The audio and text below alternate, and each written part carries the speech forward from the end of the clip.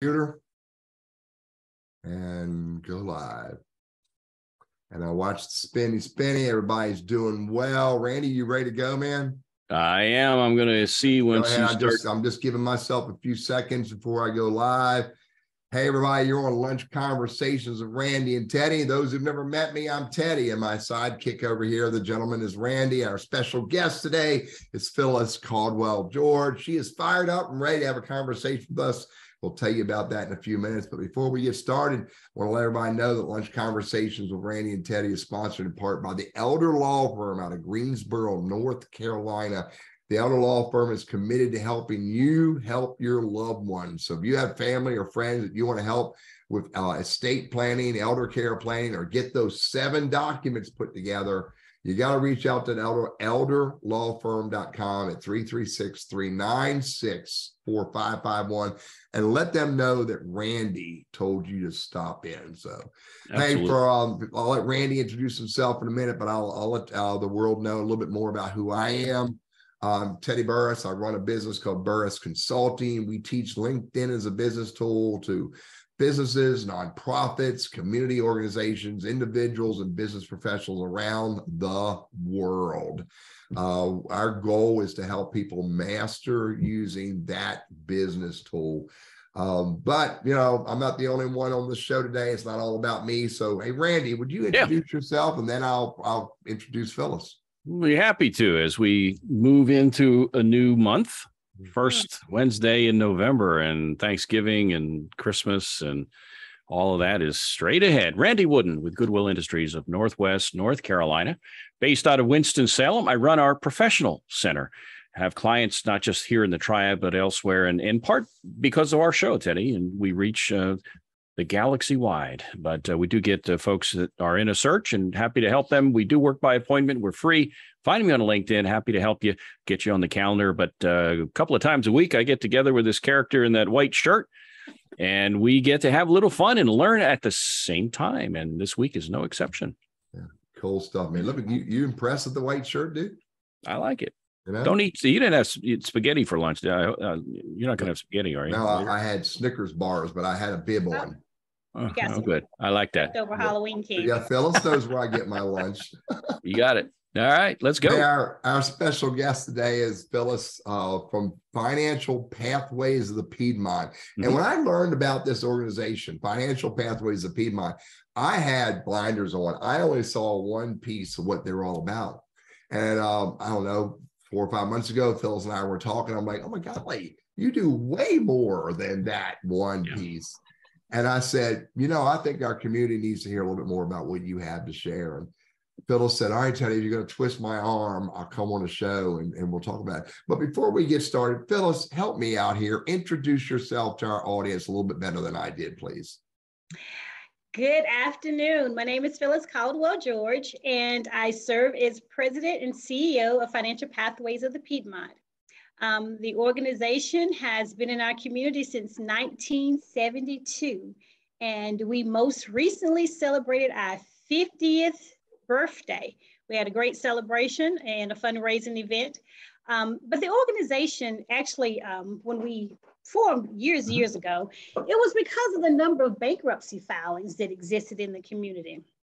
And so just like any other problems that we address locally, a group of individuals got together and realized that we had a high number of bankruptcy filings. And they wanted to find a way to sort of slow that down. And so this organization came about then. Our former name is Consumer Credit Counseling Service of Forsyth County. Most people know us by that name, but we are much more than just a credit counseling agency. And we've come a long way since filing that original claim of the bankruptcy filings back then. Yeah, and you've been playing, I'm going to hand it to Randy in a minute. Yep. You've been playing there for 24 years, Phyllis. Yes, I have been with the agency for 24 years and served in various capacity, and most recently as president and CEO in the last 3 years. Now, Randy wants to ask you about this. Well, yeah, and I'll ask you the why question here in a second, but I just want to throw word out to our attendees. If you have comments or questions for Phyllis, please put those in the chat box. That's my job today, Teddy. I'm going to monitor the chat box. And by the way, did you read that Todd said, I don't know if I read this right. Todd said something about after the show, he encourages everybody to go get Powerball tickets. And remember that we encourage that during the show. Yeah. Okay. Well, good. That's what I'm reading. Just remember, if you're going to write the check out to Teddy, it's with 2 R's and 2 S's, right? So, and I'm with a D, not a T. It's wooden. There you go. Now that we got that cleared up, I always ask the why question, Phyllis. I mean, you've been at this thing, what, almost half the time it's been in existence. Almost half the time Financial Pathways been around. So you got to really dig what you do. There's passion there. I can tell it. And I always ask the why question of each guest. What is it that keeps you hopping and going after this thing day after day? Yes. And so the why for me is that I am highly connected to our community and our community needs. And I have worked on the opposite side of that. Before coming to the agency, I worked as a recovery analyst for a financial institution. And that was probably a very difficult position for me to be in, trying to get funds from people who did not have the means to do so. I could not collect on unpaid debts. I spent more time counseling and coaching, and we often made referrals to this organization. And so when I saw the opportunity to work on the other side and be able to help families and individuals improve their financial well-being, and I know what our community needs, that keeps me coming every day. And it does has its challenges, but it has been a space that I have worked in for a long time, and I know what the needs are, and it's just a fulfilling role. Yeah. Sounds great. Teddy? People don't get into financial challenging problems just because they're stupid. Right. It's way more than that. Right. Way more than that. And so it's a blessing to know that there are people out there who can help with this. So got started in 1972. And the initial focus was on bankruptcies. What was happening in 72 that was creating so many bankruptcies? You know, that's before my time. I'm just kidding, but I'm just curious if you know the answer. You may not know the answer. I don't know the answer, but you know, it's probably mirrors the times that we're having right now. I can't see that there was much difference. What was going on at that point in time are probably some of the same things that are happening right now, because history just simply repeats itself. And if we don't go upstream to solve the problems, then we will continue to address them in years to come. Yeah, I think there were, I'll call it a recession, but we had a wage freeze. I remember that back in the day. Nixon froze the wages. Of course, it was a couple, 3 years later, the oil embargo. That would have been about 76 or so. I'm thinking, Teddy, I was around then. And, you know, I know you won't admit that you were, but I was around then. And gas lines, remember the gas lines and all that? So there was a lot of financial strife going on back then. Yeah. So I could understand that, definitely. I remember my grandfather telling me about that, Randy. So, Phyllis, there's a lot of different pieces to Financial Pathways of the Piedmont. Yes. List them all off the top of your head real quick, just so I can let our audience hear the pieces, and then we'll talk about them. Okay. So Financial Pathways of the Piedmont is a United Way agency. We're also a HUD-approved housing counseling agency. So that means that we offer a comprehensive housing counseling program. So our programs and services are around rental counseling. We also have a Center for Home Ownership that focuses solely on helping individuals and families to purchase a home. We also help with financial management for homeowners. We also work in terms of like homelessness counseling. And we also offer what's called a senior financial care program. We have a representative payee program. We also do student loan counseling. In addition, our base of financial counseling and budget and credit counseling are all our programs and services. You get involved in student loans, asset building programs. You can play the role as a financial fiscal agent. Am I saying that right? We service the fiscal agent for our representative payee participants, yes. Yeah, and then financial exploitation issues. We'll talk about that a little bit. Look, I did my research, lady. Yeah. I mean, there's a lot of different pieces that financialpaths.org, as I mumble it with my donkey voice today. Let's break it down a little bit. So As a United Way organization, how does that help you help your community? So, as a United Way agency, when individuals support United Way, they also are supporting its partner organizations as well. And so as a result of that, we're one of those 32 organizations that actually receives funding from United Way that helps us to provide the services in our community.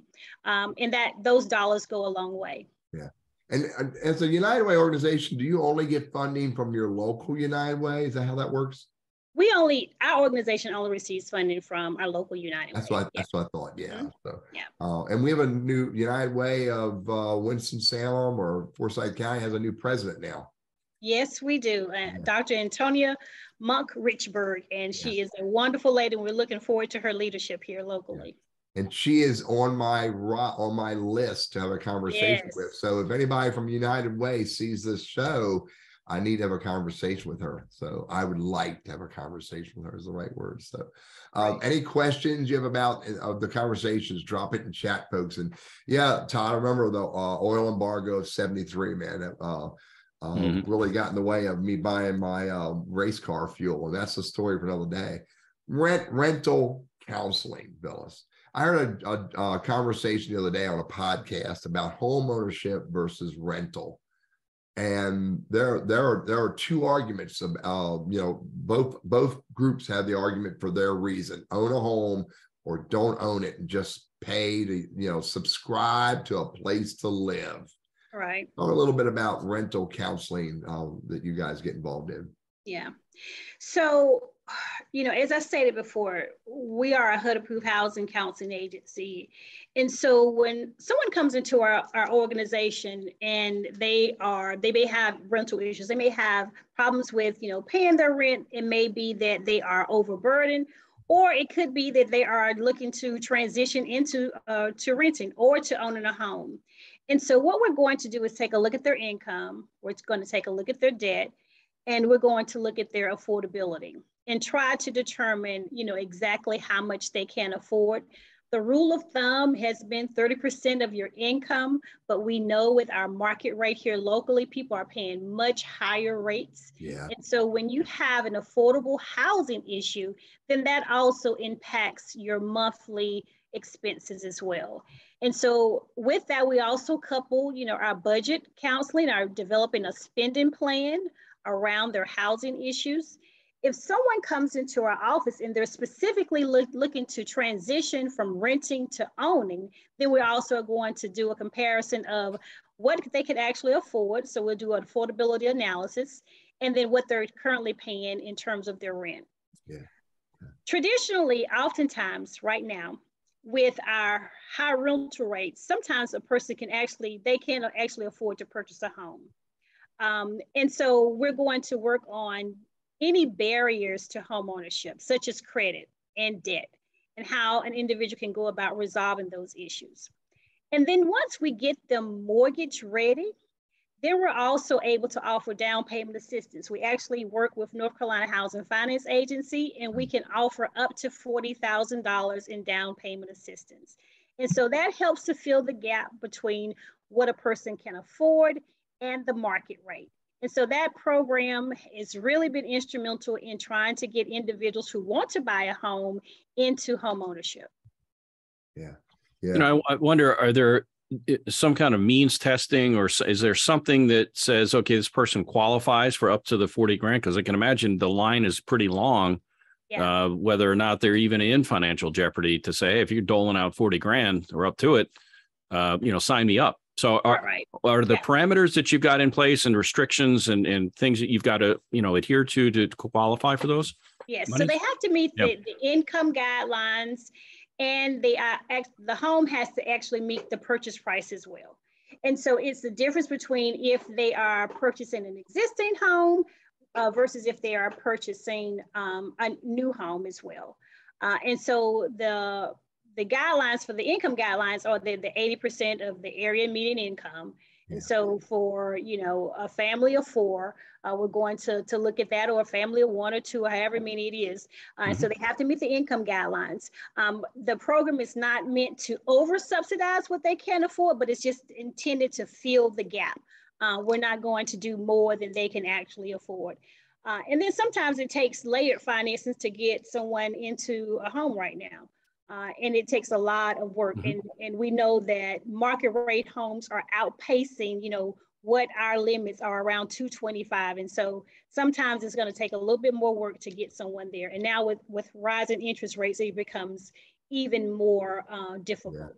Yeah. I talked to a gentleman the other day, has a son in Raleigh. He was paying $1,100 a month for a 1-bedroom apartment in Raleigh. And then the second year it went up to, I think, $1,200 or $1,300 a month. And just for 2020, January 2023, he got a notice that his rent on what he was paying $1,100 a month for 2 years ago is going to be $1,900, almost $2,000 a month for a 1-bedroom apartment in Raleigh. And that's Raleigh. And we know that that is not different. It's the same thing all over the place, making it harder and harder for people to rent homes. Yeah, it is getting much more difficult than when we first started our Center for Homeownership in 2002. When we started the program, we had a lot of affordable housing. We had developers that were building affordable housing, and our role was to develop a pool of qualified buyers to assist those individuals and families in preparing for homeownership so that they could actually purchase. Now we're on the opposite end of that. We have buyers that are ready and prepared, but we don't have the housing stock for them to actually purchase. So we have a problem here, and we really have to work on solutions to that as well. And on, I think it's November 30th, Randy. Remember when? What's the date? I had this guy coming. John Louder will join us on November 30th, and the conversation is going to be the housing market sucks. And all right, I think the title is more along the lines of there's not enough houses for everybody. It's not, yeah. Are there? I guess I'm curious. Are there plans to construct some, and if not, why not? Where are we on this project? Because I mean, people have to live somewhere. People have to live somewhere. And, there are a lot of things that are going on locally. I know that our city council is looking at affordable housing as an issue. I know that they are doing a few studies around that.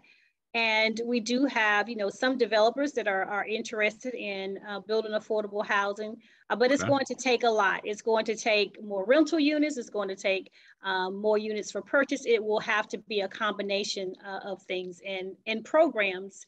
We've got to look at this from a holistic standpoint to be able to meet the needs of our community that continues to grow. Yeah, Mayor Alan Joins was on a couple of weeks ago. Randy, remember he said that was we asked him, "What is your one thing you're working on?" He said affordable housing, and all of these new housing properties, apartments, condos, etc. They're being built in downtown Winston. They're not getting any type of city support unless they commit to a certain percentage of affordable housing within their properties. Right. So absolutely important thing to do. And the whole context of what you guys do in rental counseling and home purchasing and helping future home buyers find support in how to be able to do it and where relevant, appropriate, given some, down payment assistance is just a piece of the solution. Right. And we've had some great successes with the program. I mean, we have almost 2,000 individuals and families that have actually purchased a home through our program and services. And so that's a lot to celebrate. And we look forward to those individuals being able to gain additional successes. And it's, it's about building wealth. Traditionally, the individuals who have not had the opportunity to do so, one of the tools that we use to generate wealth is with home ownership. And so we really need to be taking a look at that as a community. That's an important stat. Let me make sure I wrote that down right, fellas. Over 2,000 families been helped with purchasing their homes since 2002. Yes. That's pretty impressive. That's a bunch. Hey, I'm wondering, do you, from a construction standpoint, do you partner, let's say, with Habitat for Humanity and other entities that are building? Is that something you guys are partnered with? That's one of our great partners. We actually provide the housing counseling for their families, and we also provide the home education for for their families as well. So the Center for Homeownership is one of those programs that sort of acts as the umbrella organization around housing counseling. And because we are a HUD-approved housing counseling agency, HUD does require that those services are delivered by a HUD-approved housing counseling agency, and that the counselors are actually certified to deliver those services. But we have great partnerships with a number of community organizations that are working in this particular space. Good. So another area that you get involved in is homeless counseling. Mm-hmm. This has got to be because could be a very, what's heart-wrenching activities. Talk about that a little bit, Phyllis. Right. Unfortunately, we have, individuals and families in our community that, are working, but they may be homeless. And so we work to try to provide supportive services around that with financial education and then with the counseling as well. So, we believe that, our organization is all about improving the financial well-being of our community. And we do that with our counseling, our coaching, and all of our services. And so it may be that someone is in crisis, and when they come to us, we're trying to get them out of that particular crisis. So we need to address their immediate needs. But we also need to go back to the foundation and go sort of upstream, because oftentimes, financial management is not one of those things that we talk about. It's not one of those things that has traditionally been taught in school. We're back to that now. But finances is one of those things that's the leading causes of divorce. And so we don't talk about our money. We don't manage our money with our partners. And so it is something that we really have to, sometimes unlearn what we learned. Yeah. There is the whole psychology around our money behaviors. And so our foundation is about, okay, if someone comes to us and they're in crisis, we need to address that crisis as well. It could be that, okay, it's foreclosure prevention counseling. They're about to lose their home. And so we need to assist them with getting a loan modification, with working with their lender, trying to untangle that. We have great programs. We also provide the rent, utility, and mortgage assistance program in collaboration with the city of Winston-Salem. So we can do up to 6 months of mortgage payments. If it's COVID related, we can also pay utilities as well. So we get them out of that crisis. Then we need to go upstream, look at how they're spending, uncover those spending gaps. Then we need to provide a foundation around financial education. So we provide those supports as well. So we try to really provide a holistic services. It's not just the crisis, it's the counseling. And then once we get past it, let's coach you on how you can actually start to save. What are your goals? And so we can actually assist individuals with that. If it's an issue where, okay, my credit score is a 500. What can I do to improve that? So that we can develop an action plan around that. And all of our staff are certified credit and housing counselors. They also have certifications in student loan counseling. And so they're able to address the whole financial needs of our clients when they come into our office. I want to hop in here and ask, and I guess I'll use the word guilt or embarrassment. You're there to help. But for you to be helpful, they have to bare their soul. They've got to lay it all out here and go, hey, you know what? This is it. And I just wonder, do you get some resistance for people to be fully disclosing everything? Are you getting the truth, the whole truth, and nothing but the truth, I guess? I got to think that maybe it's got to be a challenge for people to really open up. Yeah. In some cases, it is. However, what you will find is that when individuals are in crisis, they sort of bare their soul because we're providing that trusted financial guidance. And so finally, they are with someone that they can actually talk about their whole financial situation. And so it's never just one thing. It's always, there are multiple things. People don't just wake up and decide, I'm not going to pay my bills. There is something that has happened. They are cost burdened, they're overburdened, there is something that's going on. And so we need to provide them with the tools to be able to make those adjustments. The counselors, they hear a lot, and the credit report tells everything. So when we review that credit report, that's going to tell us exactly what's going on and what we need to address, what action plans we need to start, and how clients can actually, who have the wherewithal, are be able to do some of those things themselves. Some people just need a little help, and some people need a lot. Yeah. Gotcha. Randy knows, Phyllis, that I participated in developing 4 women, in my raising 4 daughters. And one of the things that all 4 of my daughters will tell anybody who asks, one of the things that my wife did for them that was the best was to teach them how to live off of a budget, teach them how to manage a spreadsheet that they all still use today to keep track of their income and their expenses and what they're doing with their money. I mean, if I walk up to one of my daughters today, and my oldest daughter's 40 years old now, she's 40. And she'll say, I'm still using that same spreadsheet. Maybe she moved it out of Excel into Google spreadsheets, but they all manage their finances through a spreadsheet budget. So yeah, it's important. And it's hard for people to do until they learn the importance of paying attention to what are they bringing in and what are they taking out. Right. So one more conversation before we do our show break. Senior financial care. Touch on this, Phyllis. I think this will go beyond the break, but let's start talking about senior financial care, because this is a big issue for a lot of people. Yep. Including me. Yes. With our senior financial care program, what we know is that senior money management is a little bit different from anything else. Oftentimes with our seniors, they just simply want to age in place. But we also have some very young seniors now, right?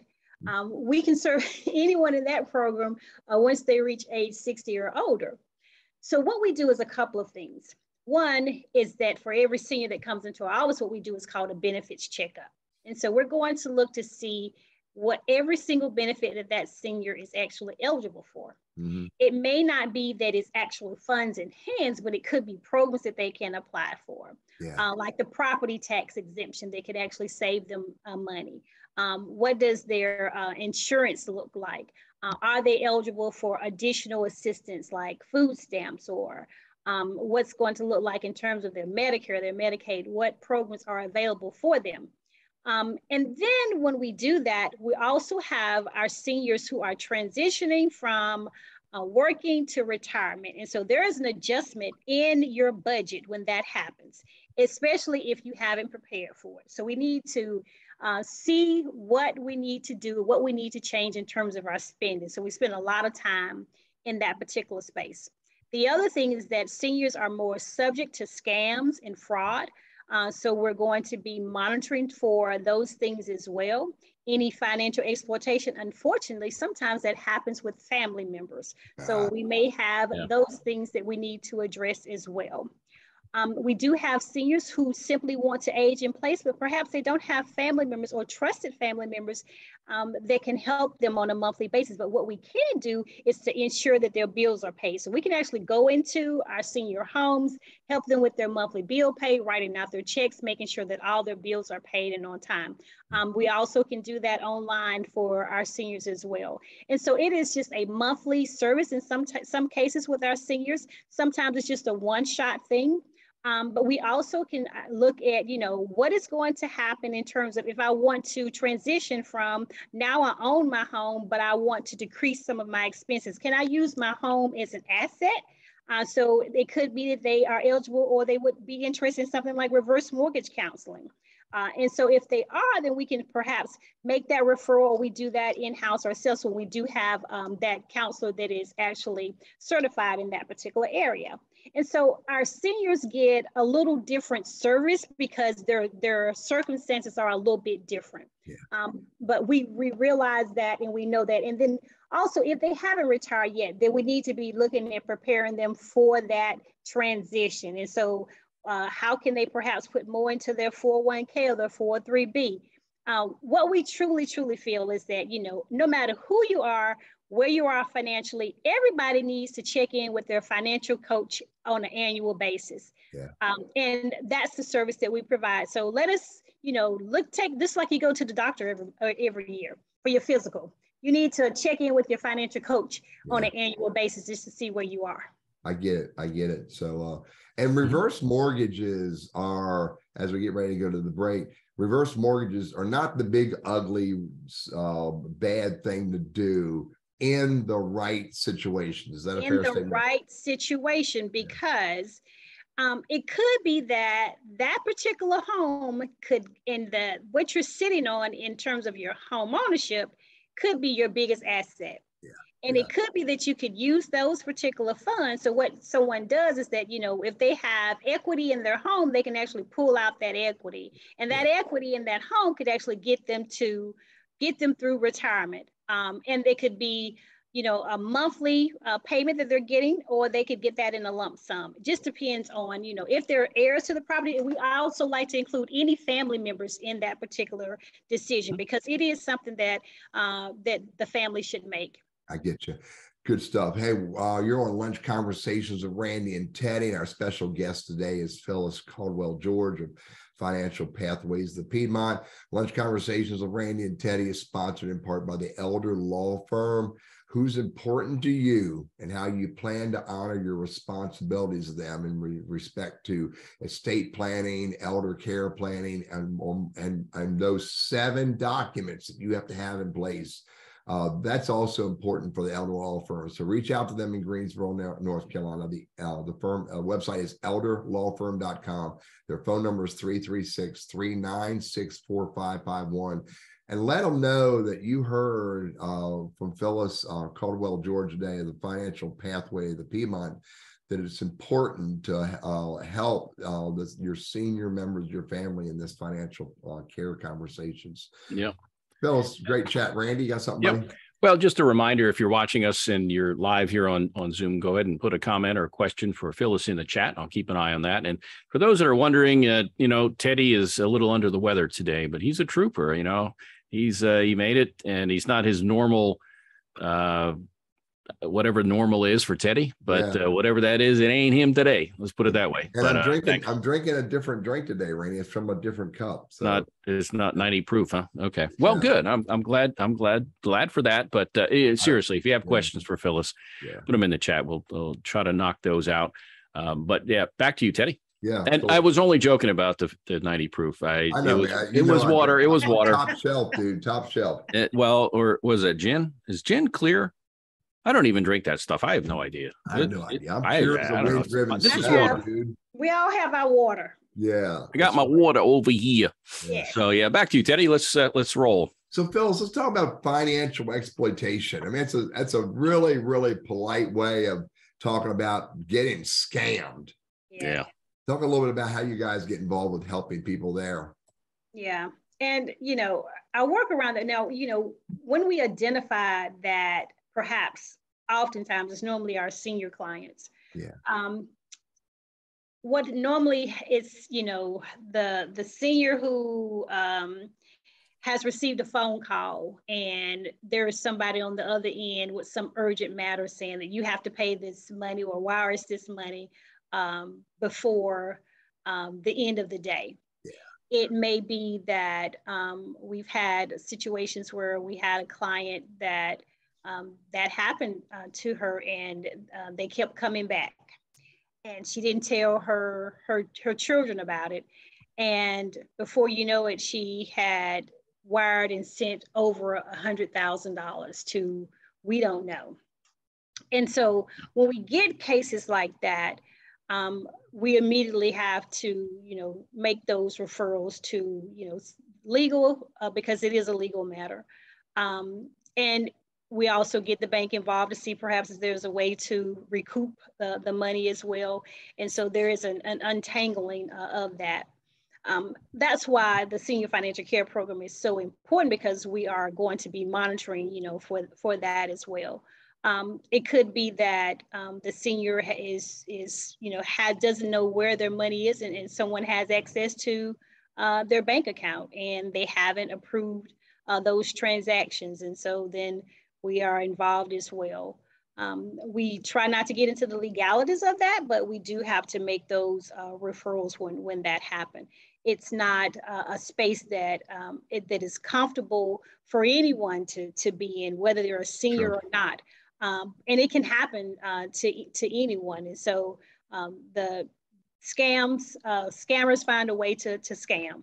And so we just want to make sure that we can provide assistance in that particular area. Yeah, you were. You're just talking about monitoring.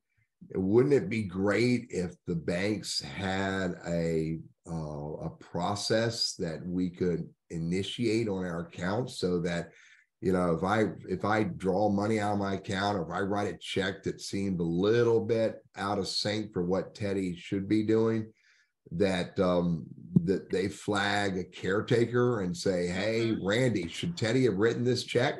Yeah. And, right.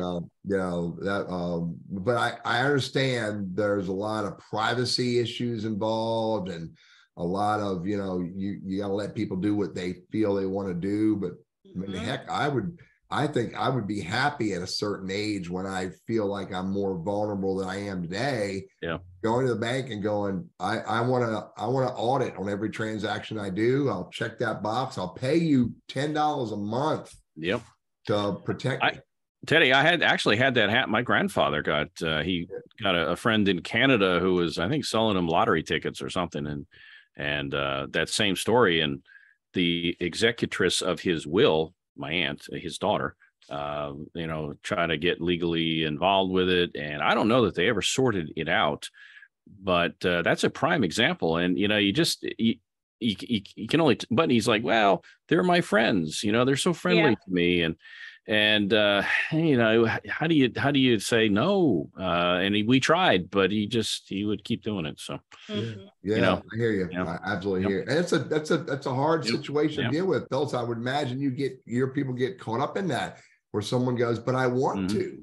Yeah. So how do you solve that?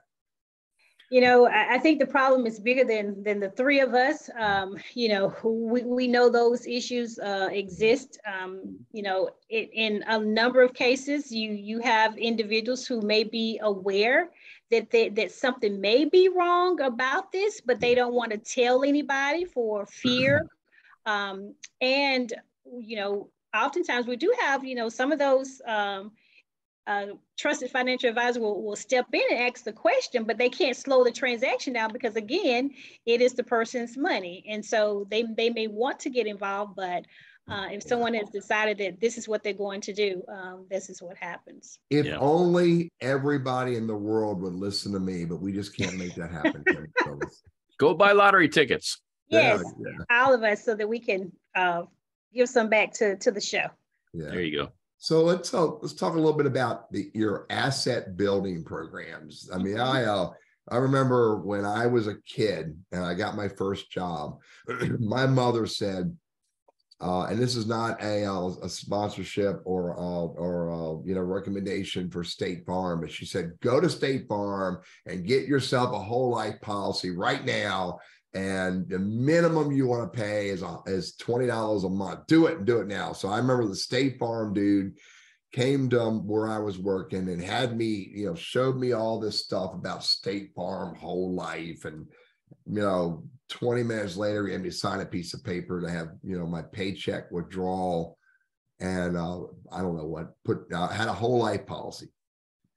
And I don't need to burden you with what I did with that and why I did what I did with that. But man, imagine if at 18 years old, I kept that policy running today. I mean, I'm filthy rich now, Phyllis, in my mind. I mean, only half there. The lottery. Yeah. Just halfway. He's just filthy. He's not rich. He's just he in his mind. He's is it 16 million now, or is it 63 million in my mind? 63 million in your mind. Yeah.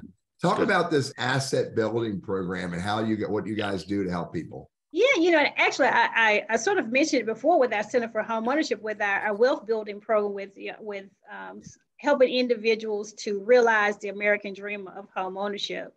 And with that, once an individual purchases that home, then they are able to use, that equity from that home for a lot of things in their future. And so we see how it changes the productivity for the client, how it changes, improves the performance in school for when they have children. And it also returns funds back to the property tax base for our community. So it has a lot of value. Over the years with our homeowners, they have generated a tremendous amount of wealth collectively that they did not have because, first of all, a lot of them were first generational homeowners. And so no one in the home had actually purchased, no one in the family had purchased a home before. And so they're able to, use that and set examples for their children and for others around them. Most of the time with that particular program, what we see is that our biggest referrals come from family and friends. So how we're able to assist them in purchasing a home, that trickles down. They go to work, they tell their coworkers about it, tell their family about it, tell their friends about it. And so they show up because they know that we've been able to help them as well.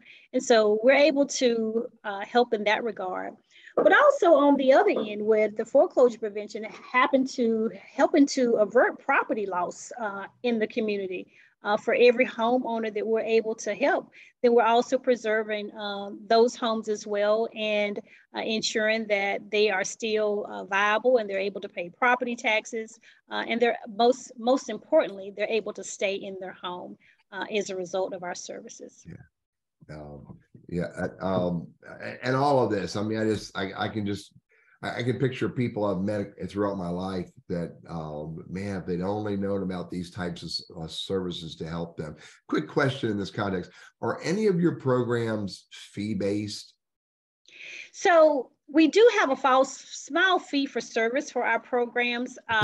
And it is based on the person's ability as well. It's a nominal fee. We are a nonprofit, but we still have an organization to run. So it just depends on the service. Those things that are, when someone is in crisis, there's no fee for service around default, delinquency, or foreclosure prevention counseling. For, the budget and credit counseling, there is a nominal fee. And then also for the housing counseling, the pre-purchase counseling, the home buy education, there is a fee for that. I got it. So, go ahead, Randy. I was going to say, and I get this with our professional center clients. Initially, it was, you guys have a professional center? They weren't aware of us, meaning they may not be aware of you. But now many of my incoming clients are referrals from existing clients. And so, you talk about building generational wealth, and maybe this is the first homeowner. You're stepping in to fill in the gap here. And I'm hopeful. I don't know I can't read the future. Teddy, you have the crystal ball handy? I don't know. You can get that crystal Randy, ball handy. With the shuffle of the studio, the crystal ball has been moved aside. I got to go find it, buddy. Oh, not that your job's going to necessarily get easier, because I don't mean to imply that, but I think if you plant the seed of financial awareness and you show people that it can work for them, that they'll pass that on hopefully to their children. And not that your job will get easier, but it'll raise awareness of the issue, but also raise awareness of your organization as the ones that really stepped in and made a difference in people's lives. So I applaud you for that. And it's the Lord's work. I mean, you're on the front lines with this thing. So I hope over time that things can almost get maybe raise more awareness out on the streets, because you're doing work with people who need it, and they'll tell others. Right. But you know what Phyllis is after every day is to work herself out of a job. That's what all nonprofits are after, Pretty much. And we wouldn't have to exist if we could eradicate some of those problems. But financial wellness and financial well-being are tied to so many things. When your finances are not in order, it can impact your health. We talked about how money matters impact relationships. It has, it's attached to the social determinants of health. And so we know that there are so many things that are driving a person's inability to be financially well. And so we need to find ways to address that. One of the programs that I haven't talked about is our representative payee program. And that's where we are working with some of the most vulnerable citizens in our community, because Social Security has deemed that they're not able to handle their financial affairs. And so we serve as their fiscal agent. And so we receive their benefits. And so we're responsible for paying their rents, for paying their utilities. And then they also have personal funds as well that we are charged with handling. And so we have to ensure that they have safe, decent and affordable housing, and that they have food and everything else. And so we're responsible for about 462 clients in our community. And on a monthly basis, we're probably sending out $500,000 in just benefits back into our community. And if they did not, if we were not serving as their fiscal agent, then those funds would not come into our community at all. Yeah. They have to have a payee. Quick question. The source of that funding, is it through United Way? Is it through government agencies? Is it fundraising on your part? Where does the money come from for this purpose? So for this particular program, these are funds that belong to the individual. They're receiving their Social Security and disability benefits. Yeah. But we do receive support from United Way to actually administer the program. We have a couple of funding sources to be able to administer that particular program. Yeah. And there's a small fee for service that the client pays. But we've been doing this program for a couple of years, and it has great benefits for those individuals who are not able to handle their own finances, because we just don't serve as a fiscal agent. We are involved. Every person gets a budget. They have a benefits counselor that they're highly connected to. We work with their guardians. We also work with their team. And oftentimes, unfortunately, our clients can have, they may have mental health issues or developmental disabilities. And so we're just ensuring that that person is financially well and they are a part of our community. Phyllis, years ago, many years ago, when I started wearing this collar on my finger, my representative payee became my wife. And I will tell you, I think Randy has heard this story, when she started giving me $10 a week as my allowance. I had to make that $10 last. And back in those days, it wasn't hard to make $10 last. Right. Then, fast forward 10 or 15 years, I got a bump up in my allowance, and I got to $20 a month, or $20 a week. And it was a little tougher, but I made $20 work. I'll share that with you to say, if even in my life and as a youngster, early on, if I didn't have somebody helping me manage my dollar, I wouldn't have anywhere near that 63 million I have in my mind. My life would, in true honesty, my life would not be as pleasant as it is today. Those are the right words. Right. Yeah. Right. So, yeah. Hey, foreclosure. Here's a question. I recently talked to a young lady who had her home foreclosed on 10 years ago. And she's fearful of buying a home today. She's fearful of having any assets in her name today because of that foreclosure. Right. Does your staff get involved in helping them figure out where they stand with those foreclosure today? And, are they safe to own a home today? I'm using very simple words here. Yeah.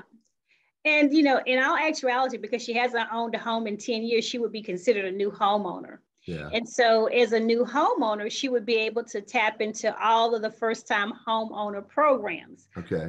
And so that also goes along with that down payment assistance that I talked about earlier that she would be able to tap to. And, fortunately, we have a number of local financial institutions that also have great products for first-time home buyers as well. Yeah. And, it would be a matter of looking at, where she is currently, trying to match her financial capabilities with those products and programs that are available. And, I will tell anybody, if you are paying, as you talked about, $1,800 in rent, then you could also be a homeowner. Yeah. And so, when you're renting, someone else is accruing and has that asset. But when you own your own home, that asset belongs to you, and it goes a long way. I get it. Yeah.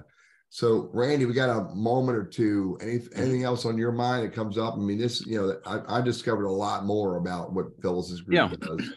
I guess, but one is if somebody wants to learn more, we can put that in the chat area, I guess, and also, but if you could let folks know that maybe watching this later and don't have access to that chat, how can they reach out to learn more about your organization? Well, probably the easiest way is to go to the website, which is financialpaths.org. And actually on the website, they can register for any of the public workshops that we have around financial education. Mm-hmm. They can also reach out to the organization to have someone contact them to schedule an appointment as well.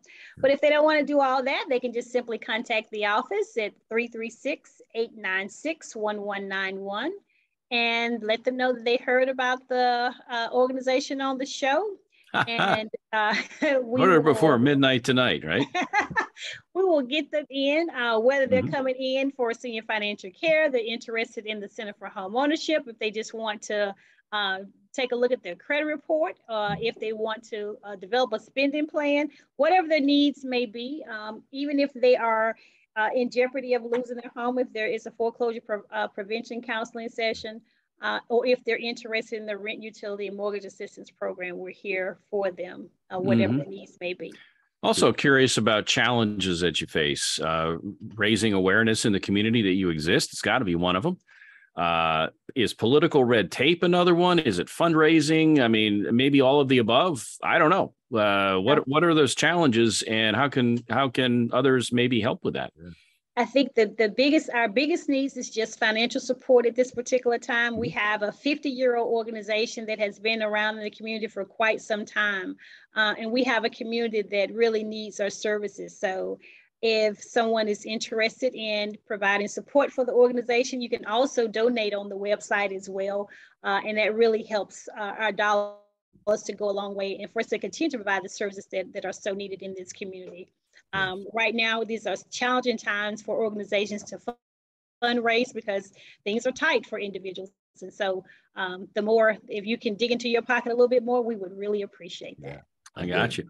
Teddy, I always like to come away with some talking points. If there are a couple, three takeaways you've got there that you want to really share with folks, say, listen, if you get nothing else out of today, here are a couple, three things I want you to keep in mind.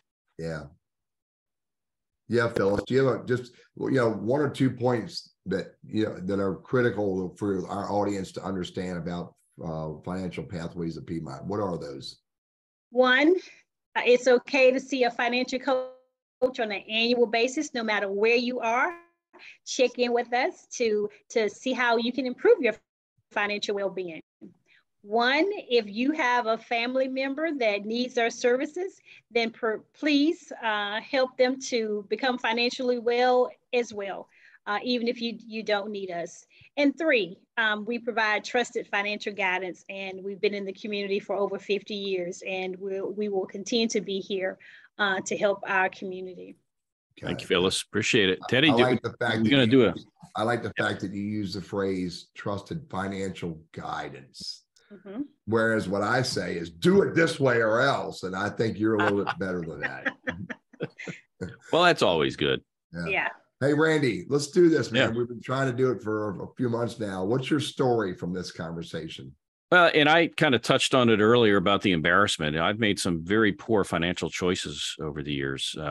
Looking back, I'm not the only one. And I'll admit it that, I'm a dope sometimes. I just, there are a lot of reasons why, and there are excuses, and but the key, I guess, is if you can, get up the guts to do it, seek the help for one, and listen to it. That's the other one. Listen to it. And same thing with me with a job hunt. People that are in a job hunt, I share stuff that is kind of tried and true and is from the heart, and and they're like, I hear it, but and then it's just whatever. Yeah.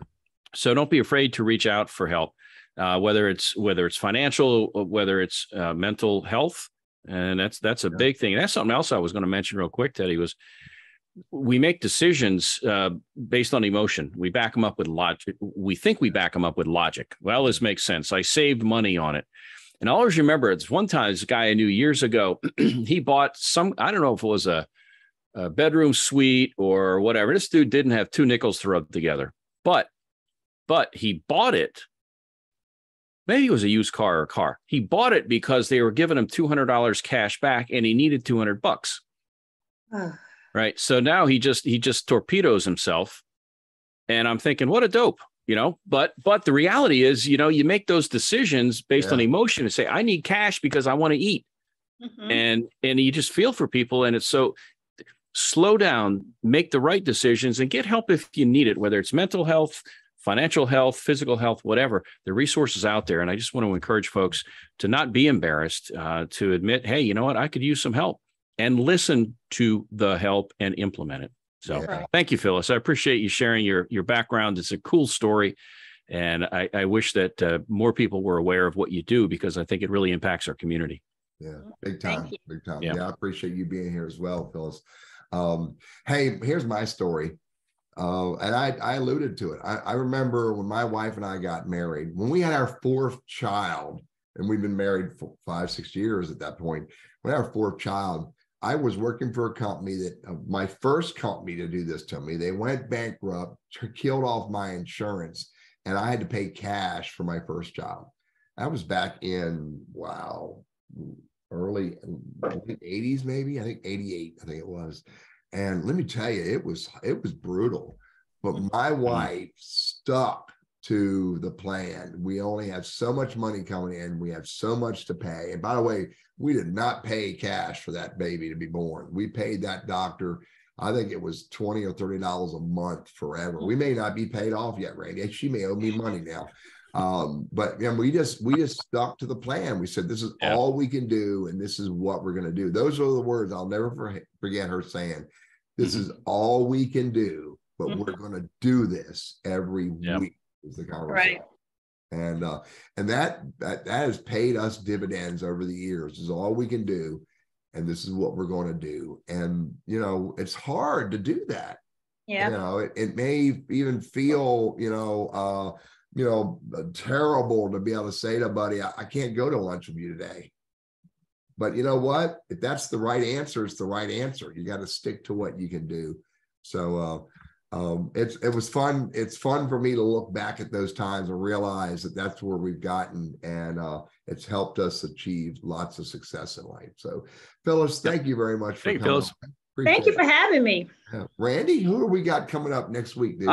Special guest. Phyllis, you'll know who this is. Tricia McManus, our superintendent here at Winston-Salem for Forsyth County School System. She will be here to kind of unwrap all of what's going on with the schools. A lot of, you guys have challenges. Well, the school system has challenges from COVID to safety to test scores to you name it. I mean, just a ton of stuff going on. So she's going to be kind enough to stop in and share some of their challenges, some of their successes, and there are those too. So if you have comments and questions for Tricia, here's a chance to actually get a chance, because she's out in the public a lot, as you know, but to actually be able to interact with her is going to be a cool thing. She's a great personality. I've heard her talk.